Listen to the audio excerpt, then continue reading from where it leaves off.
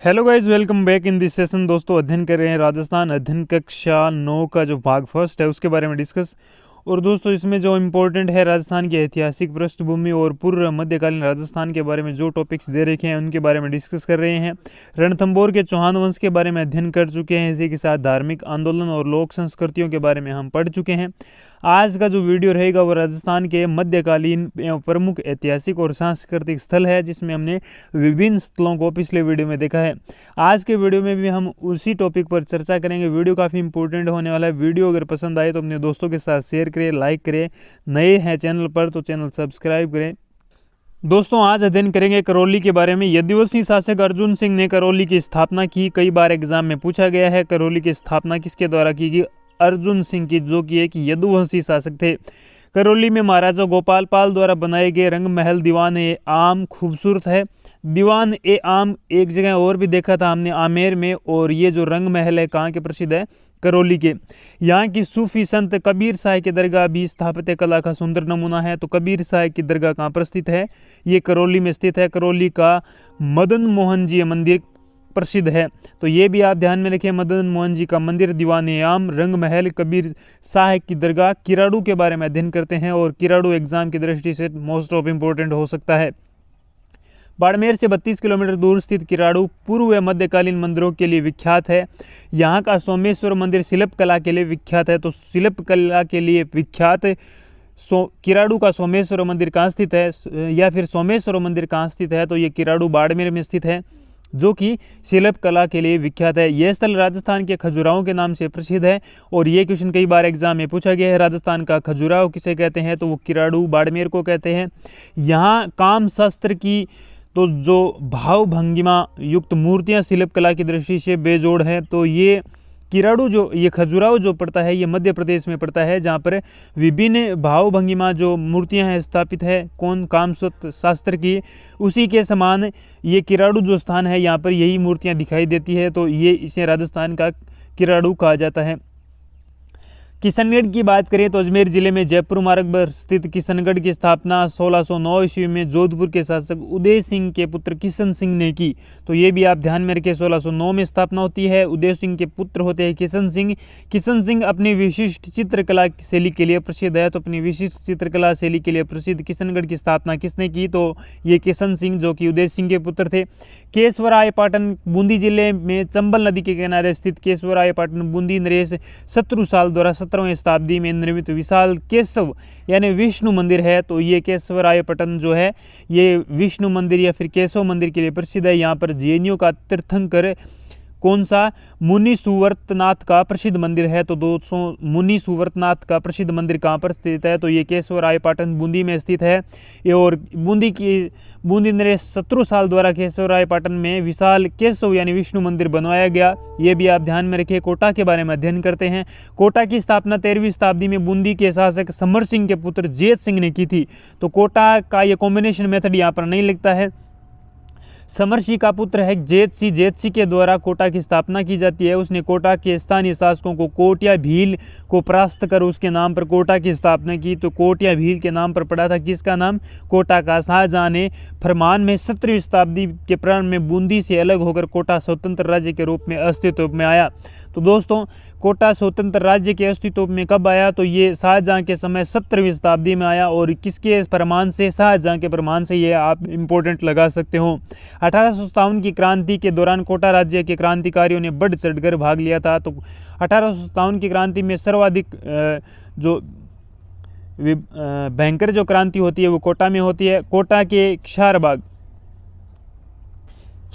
की जो छतरियाँ हैं वो राजपूत स्थापत्य कला के सुंदर नमूने हैं। यहाँ का महाराव माधो सिंह संग्रहालय एवं राजकीय ब्रज विलास संग्रहालय कोटा चित्रशैली एवं यहाँ के शासकों की कलात्मक अभिरुचि को प्रदर्शित करता है। कोटा में भगवान मथुराधीश का मंदिर वैष्णव संप्रदाय का प्रमुख तीर्थ है। मथुराधीश का मंदिर कहाँ स्थित है? कोटा में। वैष्णव संप्रदाय का प्रमुख तीर्थ क्या है? तो मथुराधीश मंदिर है एवं वल्लभ संप्रदाय की पीठ है। ये भी आप ध्यान में रखें। कोटा का दशहरा मेला भारत भर में प्रसिद्ध है। तो दशहरा कहाँ के प्रसिद्ध है? जयपुर का।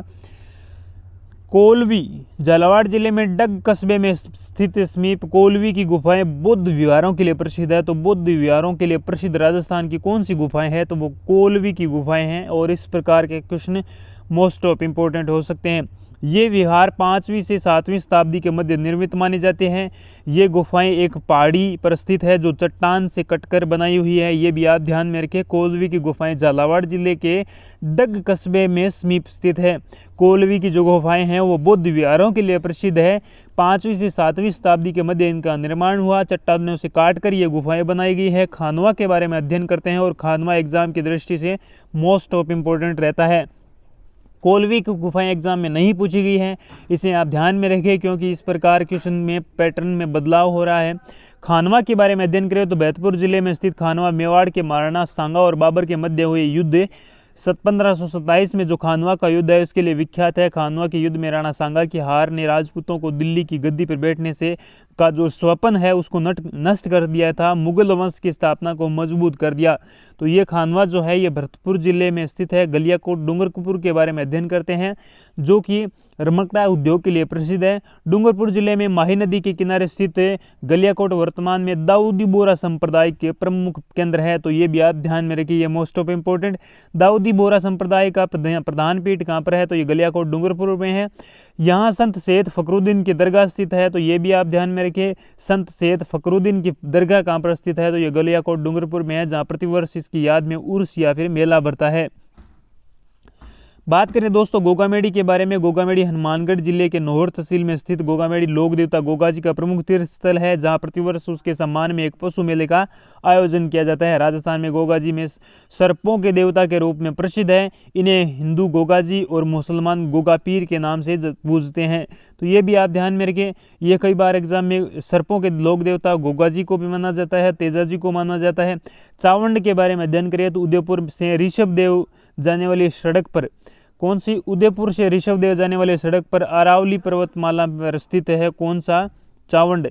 चावंड की पहाड़ियों के मध्य चावंड गांव बसा हुआ है। महाराणा प्रताप ने हल्दीघाटी युद्ध के पश्चात चावंड को अपनी राजधानी बनाया था। प्रताप की मृत्यु 1597 में चावंड में हुई थी। तो ये महाराणा प्रताप की संकटकालीन राजधानी माना जाता है। महाराणा प्रताप की संकटकालीन राजधानी अगर क्वेश्चन पूछा जाए एग्जाम में तो वो चावंड रहेगा दोस्तों, ये भी आप ध्यान में रखें। यहीं पर उनकी मृत्यु होती है। और बात करें दोस्तों चित्तौड़गढ़ के बारे में, यह नगर अपने दुर्ग के नाम से अधिक जाना जाता है। ऐसा माना जाता है कि चित्तौड़गढ़ दुर्ग का निर्माण चित्रांगद मौर्य ने करवाया। समय समय पर चित्तौड़गढ़ दुर्ग का विस्तार होता रहा। चित्तौड़गढ़ दुर्ग को दुर्गों का शिरोमोर, और कई बार एग्जाम में दुर्गों का शिरोमोर पूछा गया है। इसके बारे में कहावत है कि गढ़ तो चित्तौड़गढ़ बाकी सब गढ़ैया। चित्तौड़गढ़ के शासकों ने तुर्कों और मुगलों के इतिहास से प्रसिद्ध संघर्ष किया। चित्तौड़गढ़ दुर्ग में राणा कुंभा द्वारा बनाए गए अनेक स्मारक है, जिसमें 9 मंजिला प्रसिद्ध कीर्ति स्तंभ जिसे विजय स्तंभ भी कहा जाता है, कुंभ श्याम मंदिर, श्रृंगार चौरी, कुंभा का महल आदि शामिल है। दुर्ग में रानी पद्मिनी का महल है। जैन तीर्थंकर आदिनाथ को समर्पित 7 मंजिला जैन कीर्ति स्तंभ भी यहाँ पर स्थित है। तो 9 मंजिला कौन सा, ये विजय स्तंभ या फिर कीर्ति स्तंभ। और तीर्थंकर आदिनाथ को समर्पित कौन सा है, तो ये जैन कीर्ति स्तंभ है। जयमल फत्ता के महल, मीरा मंदिर, रेदास की छतरी, तुलजा भवानी मंदिर अपने कलात्मक एवं ऐतिहासिक महत्व के कारण प्रसिद्ध है। जयपुर के बारे में अध्ययन करते हैं। भारत का पेरिस गुलाबी नगर के नाम से प्रसिद्ध जयपुर की स्थापना 1727 में स्वाई जय सिंह के द्वारा, स्वाई जय सिंह ये सेकंड है, और इनके द्वारा कछुआ राजाओं की इनकी राजधानी का महत्व अपने स्थापत्य काल से रहा है। यहाँ के स्थापत्य में राजपूत और मुगल स्थापत्य कला का मिश्रण देखने को मिलता है। तो ये भी कई बार एग्जाम में पूछा गया है, स्थापत्य कला में राजपूत और मुगल स्थापत्य कला का मिश्रण कहाँ देखने को मिलता है, तो ये आमेर या फिर जयपुर में देखने को मिलता है। इसी के साथ यहाँ का सिटी पैलेस जयपुर के राज परिवारों का निवास स्थान रहा है, और सिटी पैलेस के पास ही गोविंद देव जी का मंदिर है जो सवाई जय सिंह द्वारा निर्मित है। तो गोविंद देव जी के मंदिर का निर्माण सवाई जय सिंह ने करवाया। सवाई जय सिंह द्वारा स्थापित वेधशाला जंतर मंतर का विशेष महत्व है। यहाँ स्थित जो स्थापित स्मार्ट यंत्र है, सम्राट जो यंत्र है, विश्व की सबसे बड़ी और शोरगढ़ी मानी जाती है। नाहरगढ़ का किला, हवा महल, रामनिवास बाग, अल्बर्ट हॉल संग्रहालय आदि दर्शनीय एवं ऐतिहासिक स्थल कहाँ पर स्थित है, तो ये जयपुर में स्थित है। जालोर के बारे में डिस्कस करते हैं। ऐसा माना जाता है कि जालोर को प्राचीन काल में जाबालीपुर के नाम से जाना जाता था। इसी के साथ दोस्तों बात करें जालोर के बारे में, तो प्राचीन काल में महर्षि जाबाली की तपोभूमि रही है जालोर, और जालोर के प्रसिद्ध शासक कानरदेव ने अलाउद्दीन खिलजी से लंबे समय तक लोहा लिया। जालोर को स्वर्णगिरी का दुर्ग स्थित है। निर्माण परमार राजपूतों ने करवाया। दुर्ग में वैष्णव एवं जैन मंदिर तथा सूफी संत मलिक शाह का मकबरा है। तो ये मलिक शाह का मकबरा भी आप ध्यान में रखें। जैसलमेर के बारे में अध्ययन करते हैं। बाटी राजपूतों की राजधानी जैसलमेर की स्थापना 12वीं शताब्दी में महारावल जैसलमेर ने की थी। जैसलमेर दुर्ग पीले पत्थरों से निर्मित होने के कारण सोनार किला कहलाता है। दुर्ग में अनेक वैष्णव एवं जैन मंदिर बने हैं जो अपनी शिल्प कला की उत्कृष्टता के कारण विख्यात है। जैसलमेर का जीनभद्र ज्ञान भंडार प्राचीन ताड़पत्रों एवं पांडुलिपियों, ये दोस्तों ध्यान में रखें, काफ़ी इंपॉर्टेंट। जीनभद्र ज्ञान भंडार जो है ये ताड़पत्र और पांडुलिपियों तथा कई भाषाओं के ग्रंथों के लिए प्रसिद्ध है। जैसलमेर की हवेलियों की वजह से विशेष पहचान है। यहाँ पटुओं की हवेलियाँ, सालिम सिंह की हवेलियाँ, नथमल की हवेलियाँ और इनके झरोके काफ़ी ज़्यादा प्रसिद्ध है। और ये जो हवेलियाँ हैं कई बार एग्जाम में पूछी गई है। दरवाजे जालियों की नक्काशी युक्त शिल्प के लिए पहचानी जाती है। जैसलमेर शासकों के निवास, बादल निवास, जौहर विलास शिल्प कला के बेजोड़ नमूने हैं। राउत गढ़सी द्वारा निर्मित मध्यकालीन गढ़सीसर सरोवर अपने कलात्मक द्वारा छतरियों के लिए प्रसिद्ध है। तो ये राव गढ़सी द्वारा गढ़सीसर सरोवर बरसाया गया जो कि